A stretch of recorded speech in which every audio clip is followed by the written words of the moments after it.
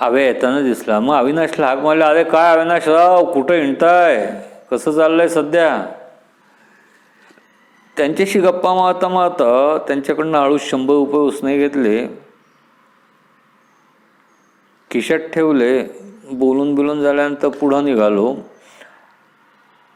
बेसन पीठ उधारीवर घेतलं, बाकीचं सगळं कॅशमध्ये घेतलं. त्यामुळे 30 रुपयात सगळं भागलं, घेऊन घरी आलो निघून. 70 खिशात म्हटलं अडचणीच्या वेळेला राहू देतो. असं करत सहज आठवायला लागलो बेसन पीठ घेऊन येताना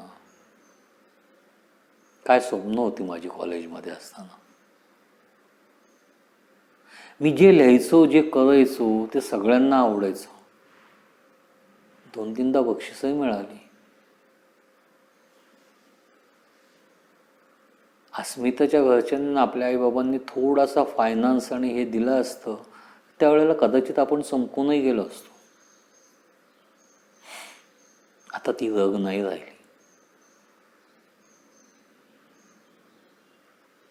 अभिमान होता ज्या कलेचा, ज्या लेखनाचा, ते टिकलंय. पण त्यात तोपणा यायला लागला. आता नवीन पटकन सुचतच नाही.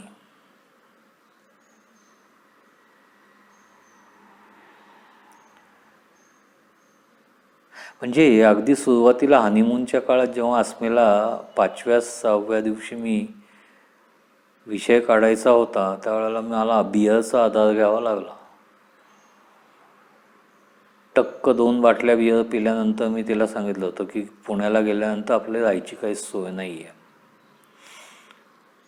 कुठंतरी जागा बघावी लागणार राहायला, कारण तुझ्या घरचे जसे नाही म्हणतात तसे माझ्या घरचे मला घरात घेणार नाही आहेत.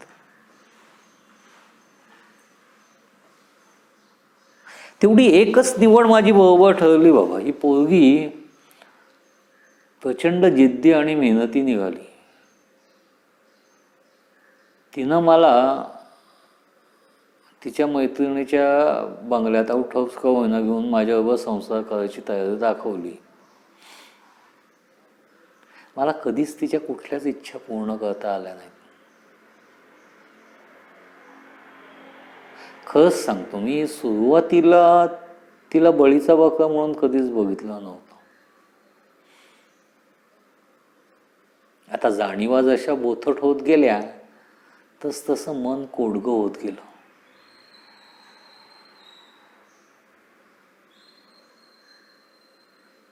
तिच्या नावावर असलेली तिची माहेरून आलेली लुना ज्या वेळेला माझ्या दारूच्या कर्जापैकी सावकारांनी उचलून नेली आणि तिनंही डोळ्यात पाण्याचा टिपूसही न आणता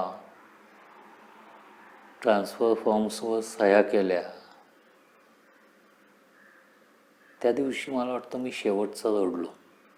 स्वतःच्या भ्याड नाकळत्या स्वभावावर शेवटचं एकदा रडून घेतलं आणि मग स्वतःला कोडगं केलं.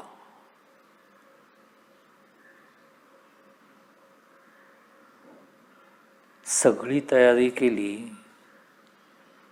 खूप ठिकाणी गेलो, सगळीकडं माझ्या अभिनयाची, माझ्या लेखन कौशल्याची तारीफ भरपूर व्हायची. काम कोणी देत नव्हतं. एक इंडस्ट्रीमधला एक गट असतो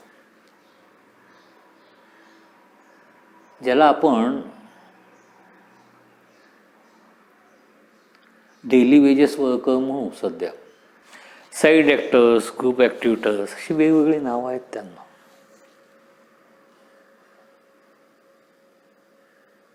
सुरुवातीला 200-250 रुपये मिळतात म्हणून मी त्यांच्यात गेलो.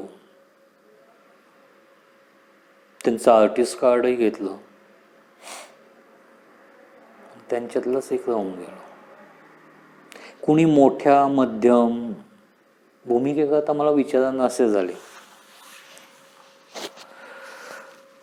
परत लोकांचं म्हणणं, नाट्यक्षेत्र वेगळं, TV मालिका वेगळी, चित्रपट क्षेत्र वेगळं, प्रत्येक ठिकाणी अभिनयाचे वेगवेगळी तंत्र आणि मंत्र असतात. खरं सांगू का, इथून पाहिजे सगळं चालतं. इथंच नसेल ना, कितीही शिकवलं तरी येत नाही. तर मी घेतो शिबिरं, इथे घेतो, माहिती असते कोणी टिकणार नाही आहे.